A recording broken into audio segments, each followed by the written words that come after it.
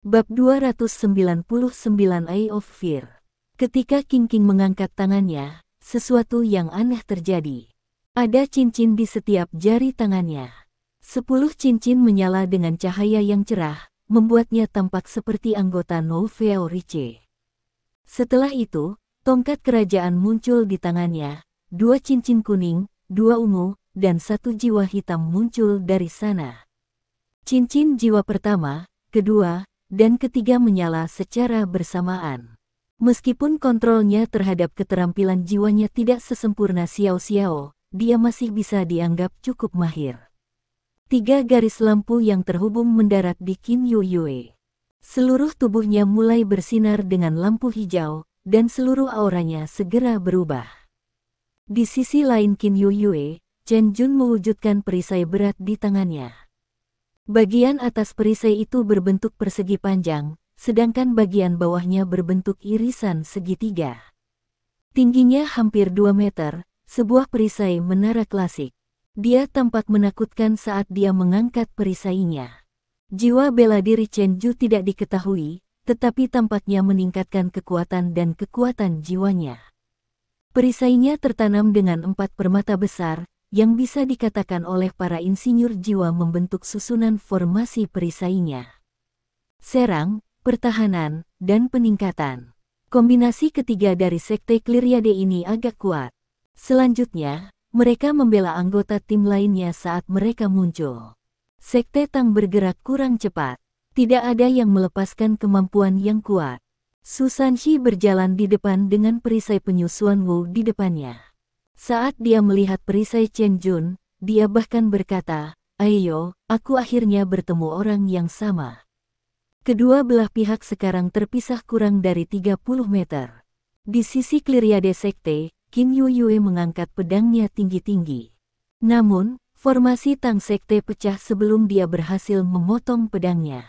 3 pergi ke kiri, sementara 4 bergerak ke kanan, menciptakan celah dalam formasi mereka. Qin Yuyue menghentikan pedangnya tiba-tiba dan meludahkan darah dengan sangat tidak nyaman. Celah yang diciptakan lawannya seharusnya berada di tempat pedangnya mendarat. Saat dia berhenti, Wang Donger menggunakan kursi roda Huo Yuhao untuk mendorong dirinya ke udara. Di udara, sepasang sayap kupu-kupu Dewi Cahaya membuka, dan cahaya Dewi Kupu-Kupu melesat lurus ke arah Sekte Clyriade seperti hujan meteor yang bersinar. Tidak hanya itu, tetapi serangkaian suara mendesing juga beresonansi. Garis-garis dan garis-garis cahaya putih terbang ke udara di bawah penutup cahaya Dewi Kupu-Kupu, dan menelan lawan-lawan mereka. The Origin of Destruction, Heikaitu, akhirnya menyerang.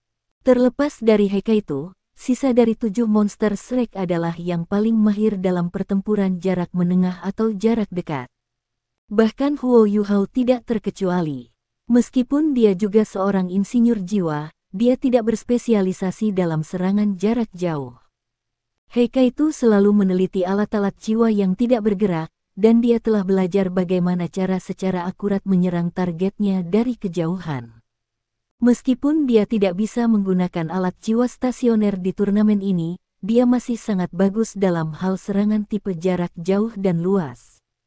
Sementara gerakan Tang Sekte ke kiri dan kanan mereka muncul sangat tiba-tiba, justru gerakan-gerakan inilah yang segera mengacaukan ritme Clyriade Sekte. Ketika serangan daerah Heikaitu mendarat, Qin Yuyue masih belum menebas dengan pedangnya. Selain itu, alat jiwa Heikaitu dan cahaya kupu-kupu Dewi Wang Donger dipandu oleh deteksi spiritual Huo Yuhao. Tingkat presisi turun hingga milimeter. Huo Yuhao bahkan memantau pembentukan lawan mereka. Heikaitu tidak menggunakan alat jiwa yang kuat, hanya meriam penyengat kelas 4. Meriam jiwa seperti itu tidak mampu menciptakan ledakan yang menutupi area yang sangat luas, tetapi kekuatan penetrasi serangan dari meriam jiwa seperti itu sangat tinggi. Mereka bahkan berpotensi meninju seseorang hingga menembus dan memukul orang di belakang mereka. Cara terbaik untuk menghadapi meriam jiwa semacam itu adalah dengan menghindarinya. Selama mereka dihindari, mereka tidak mungkin menyebabkan banyak kerusakan. Heikaitu menembakkan 16 meriam ini. Setidaknya satu dari mereka menjadi sasaran pada setiap murid Clyriadesek dan bahkan diarahkan ke kepala mereka. Kontak mereka dihitung dengan tepat menggunakan deteksi spiritual Huo Yuhao, dan tidak ada kesalahan yang akan terjadi. 10 meriam sisanya ditujukan pada satu orang, yang bukan pemimpin tim atau Suebing. Mereka ditujukan pada yang paling lemah, tetapi tercepat, Yu Chen. Dewi kupu-kupu Wang Donger tampaknya menelan area yang sangat luas, tetapi hanya memiliki 2 target utama, Suebing dan Cain. Cahaya kupu-kupu Dewi mengepung mereka berdua hanya dengan satu alasan. Untuk mempengaruhi mereka sehingga mereka tidak dapat membantu Anda Chen. Adapun 3 di depan, mereka tidak bisa menimbulkan ancaman bagi Sekte Tang, meskipun mereka kombinasi yang baik. Semuanya terdengar seperti butuh waktu lama untuk diselesaikan, tetapi pada kenyataannya, ini semua dilakukan dengan sangat cepat. Sebuah ledakan luar biasa mengguncang arena. Dewi kupu-kupu Wang Donger sangat kuat. Dia adalah seorang kaisar jiwa, tetapi serangannya tidak dianggap sangat kuat karena dia melepaskannya ke area yang terlalu besar. Namun, mereka masih harus memblokir serangannya meskipun itu bukan yang terbaik. Sebaliknya, kemampuan penetrasi meriam Stinger jauh lebih kuat. Dari 6 murid Clyriade Sekte, Chen Jun, yang memiliki perisai, adalah yang pertama untuk bergerak. Dia mengangkat perisainya ke udara dan menutupi dirinya, Qin Yuyue, dan Qing Qing. Ketika ledakan yang luar biasa terdengar, mereka bertiga berhenti di jalur mereka, tetapi tidak terluka oleh cahaya Dewi Kupu-Kupu atau meriam penyihir. Lampu intens yang dilepaskan oleh perisainya memblokir semua serangan. Suebing terus menunjukkan sisi kuatnya. Saat dia bergerak, aura yang mendominasi terlepas dari tubuhnya. Hembusan gas yang kuat naik ke udara dan menghancurkan peluru meriam yang terbang ke arahnya. Setelah itu, ia juga membantu kain menghalangi cahaya Dewi Kupu-Kupu. Dia juga dengan cepat mengungkapkan jiwanya. Ketika dia melompat dan melompati 3 di depannya, meledak langsung ke arah tim Tang Sek. Kain mengangkat tangan kanannya dengan lembut, dan 5 paku panjang berwarna emas gelap keluar. Dia menggunakan kukunya untuk menggaruk kulit penyengat, yang sepertinya dikeringkan saat menyentuh kukunya, dan gagal meledak, langsung berubah menjadi potongan logam bekas. Adapun cahaya Dewi Kupu-Kupu, kain menggunakan kukunya untuk menghancurkannya juga. Namun, Yu Chen tidak seberuntung itu. Sebagai seorang guru jiwa tipe agility, perannya adalah untuk tetap di samping dan memberikan serangan bagi lawan-lawannya ketika ada kesempatan. Itu adalah cara terbaik dia bisa melepaskan kekuatan bertarungnya yang terbesar. Akibatnya, dia terjebak di belakang saat rekan satu timnya maju ke depan. Dia ingin mengambil rute samping dan diam-diam menyerang salah satu anggota Tang Sek. Dia tidak memiliki target tetap, tetapi siap untuk menyerang siapapun yang paling terekspos. Namun, 11 cangkang penyengat menabrak lurus ke arahnya di bawah penutup cahaya Dewi Kupu-Kupu sebelum dia bahkan memiliki kesempatan untuk bergerak. Meriam-meriam ini secara akurat memperhitungkan lintasannya, serta bagaimana ia mengedarkan kekuatan jiwanya. Dia merasa seolah-olah dia berlari langsung ke mereka. Dia tidak sekuat kain, dan bahkan dikalahkan oleh Wang Donger di babak pertama. Setelah beristirahat, ia memulihkan sekitar 50 hingga 60% dari kekuatannya. Namun, dia terkejut oleh 11 meriam ini. Karena refleks murni, ia menggunakan beberapa keterampilan jiwa dan berhasil mengatasinya. Namun, perasaan menakutkan menyebabkan seluruh tubuhnya bergetar. Saat dia mengangkat kepalanya untuk melihat ke langit, Yu Chen ngeri melihat bola logam dengan diameter sekitar setengah meter di udara. Bola logam ini menghadapinya seperti mata besar, cahaya merah yang intens bergelombang di permukaannya. Saat dia mengangkat kepalanya, seberkas cahaya merah sudah melesat lurus ke arahnya. Pada saat yang sama, 4 cincin emas yang familiar muncul di sekitarnya. 4 sinar cahaya keemasan juga naik dan langsung menguncinya di tempatnya, tidak ada kesempatan untuk melarikan diri. Sosok besar muncul di udara. Sebuah penghalang putih menghalangi kepala Yu Chen, dan ledakan keras terdengar beberapa kali sebelum berhenti. Anda Chen sangat pucat saat dia berdiri diam. Kliriade Sekte, Yu Chen, dihilangkan. Sosok besar itu tidak diragukan lagi adalah Zheng Zan. Ketika rentetan lampu merah jatuh, dia sudah tahu bahwa Yu Chen tidak berdaya. Selain itu, Yu Chen sudah menggunakan Invincible Barrier-nya. Bahkan jika dia belum menggunakannya, dia mungkin bahkan tidak bisa memblokir serangan ini bahkan jika dia mencoba menggunakannya. Dia menghadapi alat jiwa kelas 7 yang kuat yang disebut Eye of Fear. Eye of Fear adalah alat jiwa tipe kontrol jarak jauh yang aneh. Itu hanya bisa berlaku setelah ditembakkan ke udara. Seberapa tinggi Eye of Fear dipecat tergantung pada tingkat Eye of Fear. Alat jiwa semacam itu bisa jadi kelas 7, 8, atau 9. Namun, perbedaan kekuatan antara masing-masing kelas cukup besar. Mata ketakutan kelas 7 dapat ditembakkan hingga ketinggian 100 meter. Dari sana, ia bisa menyerang hingga jarak 300 meter. Setiap 10 detik, ia bisa menembakkan sinar teror. Sinar teror dapat membedah, menghancurkan, menembus, menghilangkan, membakar, dan menimbulkan korosi, di antara efek-efek lainnya. Berapa lama bisa bertahan tergantung pada kemampuan pengisian formasi pengumpulan energi. Eye of Fear kelas 8 dapat ditembakkan hingga 300 meter, dan tetap di udara. Itu bisa menyerang pada jarak hingga 1000 meter, dan bisa ditembakkan setiap 15 hingga 20 detik. Itu 3 kali lebih kuat dari mata ketakutan kelas 7. Selain itu, bisa meledak. Ketika meledak, segala sesuatu dalam radius 250 meter darinya akan mati. Sedangkan untuk mata ketakutan kelas 9, seseorang dikabarkan hanya ada di gudang senjata rahasia Kekaisaran Sun Moon. Tidak ada yang tahu seberapa kuat itu, karena tidak pernah digunakan dalam pertempuran. Menciptakan mata ketakutan kelas 7 sudah sangat rumit, sesulit menciptakan 3 alat jiwa kelas 7 biasa. Sementara kemampuan ofensif dari Eye of Fear cukup kuat, ia memiliki kelemahan besar karena tidak dapat mengunci targetnya.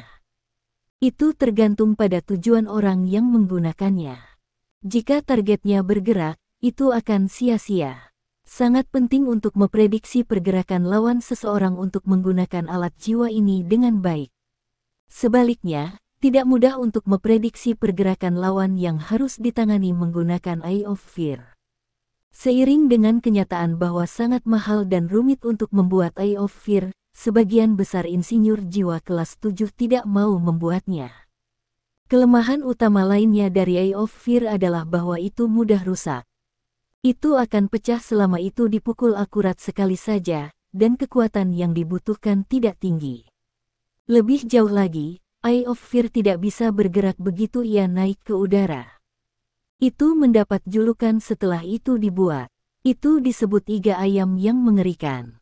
Namun, iga ayam yang mengerikan ini berhasil menendang Yu Chen keluar dari babak tim. Kalau tidak, dia akan hancur oleh sinar terornya. Serangan ini bersama, dengan 4 arai heksagram Wang Donger, sudah cukup untuk mengalahkan Yu Chen. Ini adalah kerja tim dari tim Tang Sekte. Setelah menembakkan mata ketakutannya ke udara, Heikaitu menyeringai. Sepertinya tidak ada hubungannya dengan dia. Dia mengenakan helm luar kedua untuk saat ini, dan sebuah tombol kontrol di tangannya. Tombol memungkinkannya untuk memposisikan Eye of Fear. Adapun untuk membidik Yu Chen, itu adalah sesuatu yang dia tidak perlu khawatirkan. Dengan pendeteksian spiritual Huo Yuhao membantunya, kekuatan Origin of Destruction pasti akan ditingkatkan hingga batasnya oleh mata Asura. Ledakan. Anaconda besar jatuh dari udara dan jatuh ke satu sisi dinding. Su Sanxi menerjang maju untuk memblokir sebelum menggeser tubuhnya kembali 1 meter. Dia berhasil membelokkan Sue Bing pada saat itu, dan mencegahnya dari mengganggu formasi mereka. Xiao Xiao juga bertindak pada titik ini. Trilife Soul Cruise Cauldron hitamnya langsung tumbuh ukurannya hingga mencapai diameter 3 meter. Itu jatuh dari langit dan jatuh ke kepala tubuh sejati anakonda. Wang Donger baru saja menyelesaikan 4 arai heksagram dan kembali ke sisi Huo Yuhao. Jiang Nanan tidak bergerak dan tetap berada di sisi Susanshi. Nana bergerak di belakang Susanshi. 3 depan sekte Cleariade juga menyesuaikan posisi mereka. Qin Yueyue mengangkat pedangnya tinggi di bawah peningkatan King, dan cahaya pisau yang kuat melesat, lebih dari 30 kaki panjangnya. Baju besi di tubuhnya juga seperti matahari hijau yang terbakar. Auranya melonjak dengan kecepatan yang mengkhawatirkan. Akumulasi. Dia memilih untuk mengumpulkan kekuatannya sekarang. Sementara dia hanya memiliki 5 dering, kekuatan serangannya akan sangat mengerikan setelah itu jika diberi waktu untuk menyalakannya. Tapi Tang Sekte tampaknya tidak terpengaruh oleh ini. Garis cahaya pedang biru tua muncul seperti sambaran petir dan menghantam tubuh sejati anakonda. Anakonda menjerit menyedihkan, dan luka yang dalam muncul di sana. Cahaya melesat ke segala arah karena ini. Saat Suebing mengaktifkan Martial Soul True Body-nya, secara alami tidak memiliki darah. Namun, itu bergelombang dengan gelombang kekuatan jiwa. Cahaya pedang yang menghantamnya membawa kekuatan Ultimate Ace. Suebing ditekan. Wanita salju yang imut itu melayang ke udara. Ketika dia melihat anakonda True Body, dia tampak sangat mencemooh. The Snow Empress, 3 teknik utama, pedang tak tertandingi, pedang permaisuri. Sekte Tang tidak diragukan lagi, bahkan lebih menakutkan ketika mereka bertarung sebagai satu tim. Dengan deteksi spiritual Huo Yuhao, mereka dengan mudah menekan lawan mereka. Zheng Zan menghela nafas saat dia melihat segalanya. Sekte Tang terlalu kuat, sepertinya tim Sun Moon benar untuk menyerah di babak tim. 5 lawan 7. Mereka tidak akan bisa mengalahkan Sekte Tang, mengingat seberapa kuat dan terkoordinasi mereka. Pada titik ini, Sekte Cleariade berada pada posisi yang sangat tidak menguntungkan. Mereka belum memberikan semua yang mereka miliki, tetapi mereka sudah turun 1 anggota. Sisanya juga ditindas. Formasi awal mereka, yang cukup kuat, memiliki nilai kecil pada titik ini. Ini membuat mereka seperti ayam tanpa kepala. Kain akhirnya bertindak. Ketika anggota timnya semua dalam situasi bencana, dia meledak seperti bayangan. Dia sangat cepat, jauh lebih cepat daripada Yu Chen. Ketika mereka melihat sosoknya berkedip, dia sudah di udara di atas tim Tang Sek. Saat dia mengangkat tangannya, 10 garis cahaya emas gelap melesat ke arah Putri Salju. Bukan hanya itu, tapi dia juga menjerit nyaring. Semua orang di Sekte Tang tersentak sebagai satu, dan sedikit tertunda ketika mereka mencoba untuk melepaskan kemampuan mereka. Cepat. Bahkan Huo Yuhao tidak menyangka kain menjadi begitu ganas. Namun, Putri Salju tidak takut. Dia tidak di bawah kendali Huo Yuhao. Dia memiliki kecerdasannya sendiri, dan kemampuan bertarung Ratu Salju. Terhadap sinar keemasan gelap, tubuhnya sedikit bergoyang, dan dia terbang ke samping seperti seberkas cahaya biru sebelum menyapu melewati mereka. Pada saat yang sama, dia pindah untuk meletakkan telapak tangannya yang kecil di dada kain. Permaisuri salju, 3 teknik utama, permaisuri, gletser tanpa salju. Dia segera menggunakan gerakan pembunuhnya. Raungan itu mungkin efektif pada anggota Tang Sekte. Namun, bagaimana itu bisa berdampak pada Putri Salju? Kain tidak terus melawan Putri Salju. Karena serangannya tidak berpengaruh, dia dengan cepat menggeser posisi, terlalu cepat untuk ditangkap. Kali ini, dia muncul di atas Huo Yuhao dan Wang Donger. Dia mencakar kepala mereka. Sebagai pemimpin tim dari Cleariade Sekte, Kain tahu bahwa Huo Yuhao adalah orang yang memimpin seluruh tim, meskipun dia sepertinya adalah mata rantai yang lemah dengan berada di kursi roda. Jika dia dihapus, koordinasi Tang Sekte akan kacau. Apapun krisis yang bisa dilihat Zheng Zan, Kain juga bisa melihat. Untuk memenangkan putaran tim ini, dia harus menyingkirkan otak di belakang Tang Sek. Dang, dang. Dua suara garing bergema. Kain tertegun. Baik Huo Yuhao maupun Wang Donger tidak memblokir serangannya. Sebaliknya itu adalah perisai besar. Gaya bertarung Kain adalah untuk segera mengubah posisinya setelah dia menyerang. Kalau tidak, dia akan berada dalam masalah setelah dia terpojok oleh Sekte Tang. Dia tidak ragu sama sekali, sosoknya berkedip saat dia kembali ke udara. Kali ini, dia membuka sepasang sayap emas gelap di belakang punggungnya, mendorong dirinya ke arah Eye of Fear di atasnya. Pada titik ini, Eye of Fear hanya diisi selama 3 detik. Dia telah memilih waktu yang tepat. Jika dia tidak segera menghancurkannya, itu bisa menjadi ancaman bagi seluruh timnya. Tak satu pun dari mereka yang tahu siapa target selanjutnya. Namun, yang aneh adalah bahwa tidak ada seorang pun dari Sekte Tang yang menghentikannya. Tidak ada yang mencoba. Setelah Susanshi memblokir serangan Kain, dia bergerak kembali di depan seluruh tim lagi. Perisainya masih di depannya, dan dia menyaksikan Qin Yuyue yang hampir selesai dengan akumulasi kekuatannya. Pada titik ini, dia sudah menargetkan dia. Susanshi harus diatasi terlebih dahulu, tidak peduli apakah itu karena dia adalah seorang kaisar jiwa berantai 6 atau karena dia adalah seorang master jiwa tipe pertahanan. Dalam bentrokan mereka sebelumnya, baik Suebing maupun Kain tidak berhasil membuat kemajuan karena dia. Senyum aneh muncul di wajah Susanshi. Jiang Nanan menggelengkan kepalanya dengan lembut ketika dia melihat senyum itu, dan juga mulai bertindak. Dia bergerak dengan cepat, dan melompat maju secara diagonal. Targetnya adalah tubuh sejati Suebing Anaconda. Mata Huo Yuhao bersinar dengan cahaya ilahi.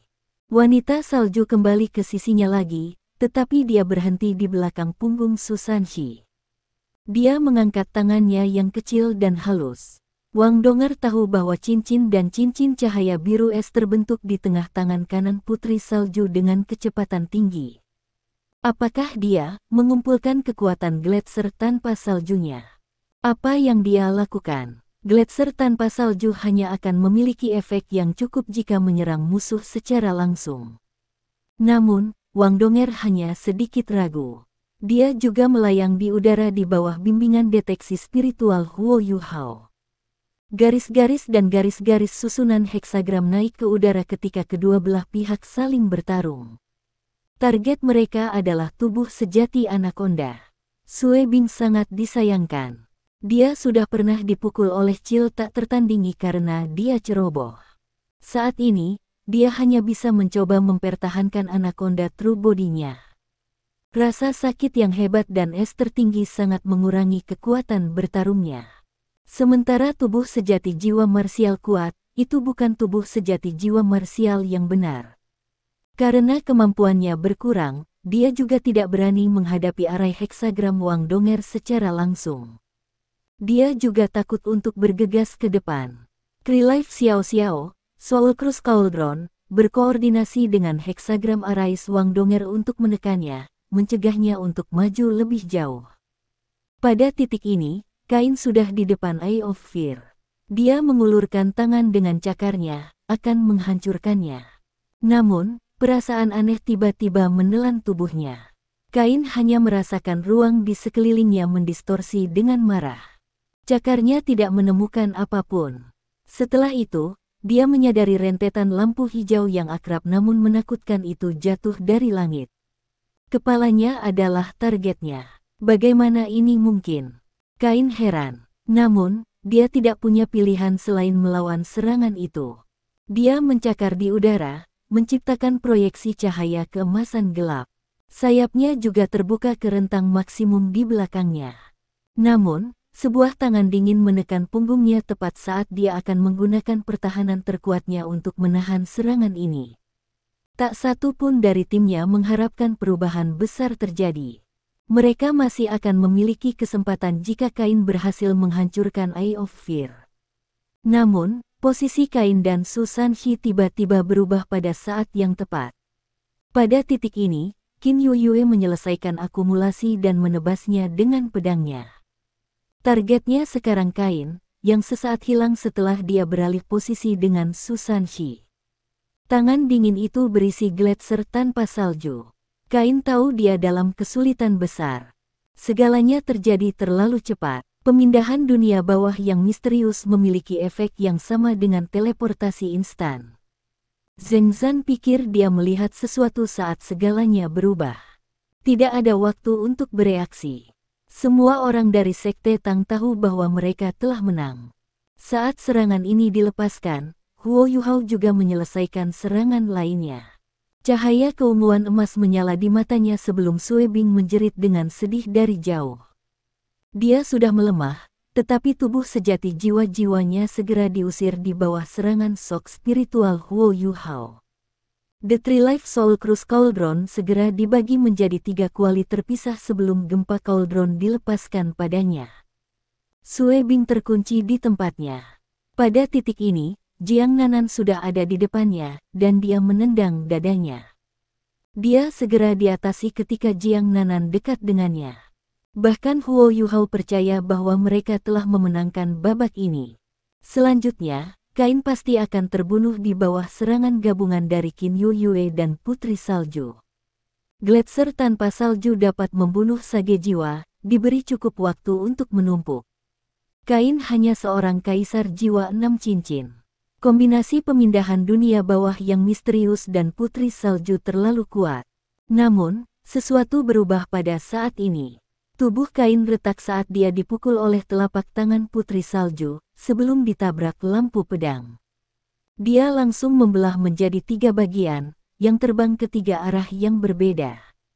3 sosok ini berubah menjadi 3 kelelawar emas gelap di udara.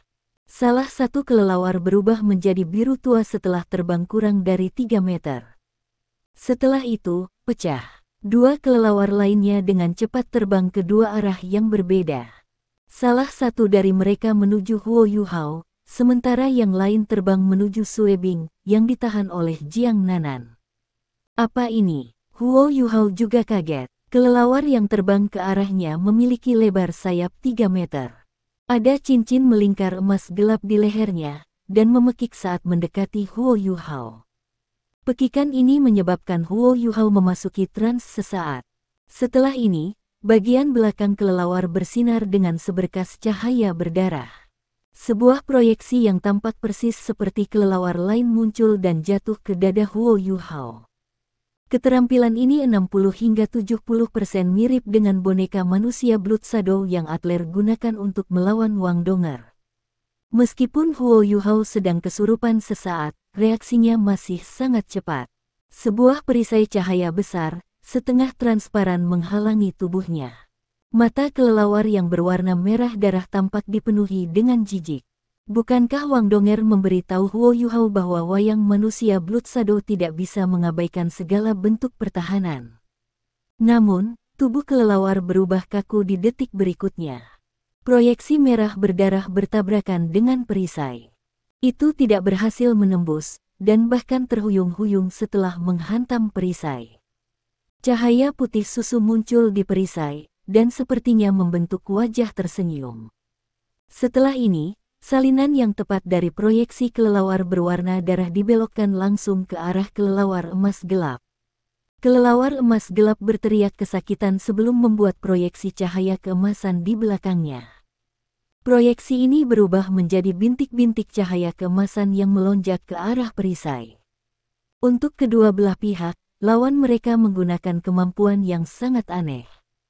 Tak satu pun dari mereka mengharapkan pihak lain untuk memiliki kemampuan seperti itu. Kain lolos dari kematian, tetapi dia merasa tidak enak setelah diserang berulang kali. Wang Donger dan Putri Salju masih di samping Huo Yuhao. Kelelawar emas gelap terhenti beberapa saat setelah terluka oleh perisai. Penundaan sesaat ini menawarkan waktu bagi Butterfly Goddess / Wang Donger untuk memotong menuju kelelawar. Sebuah bola cahaya besar langsung berubah menjadi 108 bilah yang mengelilingi kelelawar. Adegan aneh lain muncul lagi. Kelelawar emas gelap pecah lagi dan berubah menjadi kelelawar kecil yang tak terhitung jumlahnya yang melarikan diri ke arah yang berbeda, berhasil melarikan diri dari serangan yang sangat terkonsentrasi dari Butterfly Goddess Slash. Namun, tidak semua dari mereka berhasil melarikan diri, karena beberapa kelelawar kecil masih terbunuh. Di sisi lain, kelelawar emas gelap lainnya berada dalam situasi yang jauh lebih baik. Blood Shadow Human Puppet mengubah targetnya menjadi Jiang Nanan, dan dia tidak punya pilihan selain melarikan diri. Xiao Xiao secara langsung menggunakan salah satu kuali untuk menutupi Jiang Nanan, yang menghalangi serangan boneka itu. Namun, dengan melakukan hal itu Kain juga berhasil meringankan krisis Sue Bing. Semua perubahan ini terjadi sangat cepat. Qin Yue hanya berhasil menarik kembali pedangnya setelah Sue Bing telah diselamatkan. Namun, seberkas cahaya merah yang memancarkan aura mengerikan turun dari langit pada saat ini. Kali ini, targetnya adalah Qin Yue. Tidak peduli seberapa mampu Kain, dia tidak bisa menyelamatkan Qin Yue setelah dia berulang kali diserang dan dipaksa untuk menyelamatkan Sue Bing. Zheng Zan bereaksi lagi dan memblokir serangan untuk Qin Yue. Pada saat yang sama, dia mengumumkan penghapusannya. 2 dari 6 anggota asli dari Sekte Cleariade dieliminasi. Sekarang giliran Eye of Fear untuk menunjukkan kekuatannya lagi, dan setelah menembak, ia mulai mengumpulkan kekuatannya lagi. Heikaitu juga melepaskan serangannya. Sinar jiwa dan peluru meriam yang tak terhitung jumlahnya ditembakkan ke arah Sue Bing dan Kain. Di sisi lain, Su Sanxi mendarat tepat di antara Qing Qing dan Chen Jun. Ini akan menjadi bentrokan antara perisai. Ledakan. Perisai mereka bertabrakan dengan dampak yang mengejutkan keras. Sementara perisai Chen Jun jauh lebih besar dari perisai Su Sanxi, dia jauh lebih rendah dalam hal kekuatan. Setelah tabrakan, dia mundur beberapa langkah, sangat limbung. Qing Qing waspada, dan dengan cepat mundur. Lampu yang dilepaskan dari tongkatnya sekarang diarahkan ke Chen Jun. Su Sanxi mendengus, dan perisainya bersinar dengan lapisan cahaya hitam. Seluruh tubuhnya juga berwarna hitam karena cincin jiwa ketiganya bersinar terang. Biarkan aku berurusan dengan 2 ini. Dengan kemampuannya sebagai jiwa kaisar, akan sangat memalukan jika dia tidak bisa berurusan dengan 2 raja jiwa. Dia pernah dianggap, bersama dengan Bei Bei, sebagai salah satu Gemini dari Shrek Academy generasi baru. Huo Yuhao tidak buru-buru menyerang. Dia mengeksploitasi serangan area luas Heikaitu, dan mereka semua berkumpul bersama dalam formasi mereka sekali lagi. Wang Donger menggantikan Su Sanxi, sementara Xiao Xiao dan Jiang Nanan ada di sisinya. Heikaitu dan Huo Yuhao sekarang di belakangnya. Terakhir, Nana ada di belakang Huo Yuhao sekarang saat dia mendorong kursi rodanya menggantikan Wang Donger. Dari awal sampai sekarang, Nana tidak bergerak sedikit pun. Faktanya, Nana sedikit asing dalam hal kemampuan dan koordinasinya dengan Seven Monsters Shrek. Misi Huo Yuhao untuknya adalah melindungi semua orang. Jika lawan mereka merayap di sisi belakang, tugasnya adalah memperlambat mereka. Jiwa bela diri apa itu? Nana bertanya. Huo Yuhao menggelengkan kepalanya. Dia juga tidak yakin apa jiwa bela diri Kain. Namun, hasil putaran tim ini sudah diputuskan. Satu-satunya hal adalah bahwa mereka belum sepenuhnya mencapai tujuan mereka. Tim Cleariade Sekte jelas lebih kuat dari yang mereka harapkan. Donger. Huo Yuhao memanggil dengan lembut. Ya, Wang Donger mengangguk dengan lembut sebagai jawaban. Pikiran mereka terhubung, dan dia mengerti apa yang diinginkannya bahkan ketika dia berbicara. Sinar intens dari cahaya keemasan naik dari tubuh Wang Donger. Tubuh atasnya menekuk ke belakang, pinggangnya menopangnya saat dia membentuk-bentuk busur dengan tubuhnya. Dia meraih bahu Huo Yuhao dengan tangannya dan melakukan handstand di tubuhnya. Sisa Sekte Tang dengan cepat dipisahkan ke samping.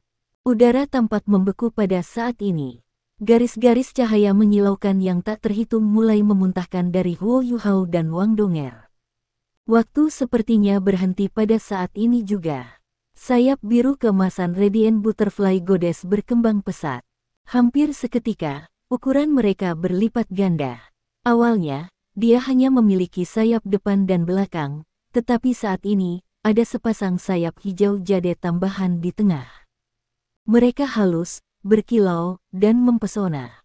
Aura kehidupan yang kuat datang dari sepasang sayap tambahan ini, seolah-olah mereka mengatakan bahwa makna hidup yang sebenarnya adalah cahaya dan air. Aura kehidupan mereka melengkapi aura cahayanya. Saat sayap yang menyilaukan terbuka, lampu biru, emas, dan hijau tampak bersinar dengan warna lain yang tak terhitung jumlahnya. Tampaknya ada banyak manik-manik air lembut menggulung di sayap. Mereka membiaskan semua cahaya yang bersinar dari mereka. Gurat cahaya yang tak terhitung jumlahnya bersinar terang, dan lapisan es juga dirilis, mulai dari bagian bawah kakinya. Mereka membuat sosok langsingnya tampil lebih anggun. Ketika salju menyebar, segala sesuatu di sekitarnya tampak berubah menjadi dunia es dan salju. Saat aura dingin menyebar, tubuh menyatu Huo Yuhao dan Wang Donger juga mulai berubah secara mengejutkan. Huo Yuhao menghilang, dan sosok ramping diam-diam muncul di tengah cahaya 3 warna. Itu adalah seorang wanita yang tampaknya telah matang, lebih dari 180 cm. Sosok rampingnya sangat menawan. Dia memiliki rambut panjang berwarna biru yang mengalir hingga ke kakinya. Matanya berwarna emas cerah, dan sosoknya sangat sempurna. Penampilannya yang menggairahkan membuat semua wanita hadir pucat dibandingkan. Setiap garis cahaya dan setiap lekukan pada tubuhnya saling melengkapi. Tidak ada yang bisa menggambarkan perasaan mereka ketika pertama kali melihatnya. Namun, perhatian semua orang ditangkap olehnya begitu dia muncul.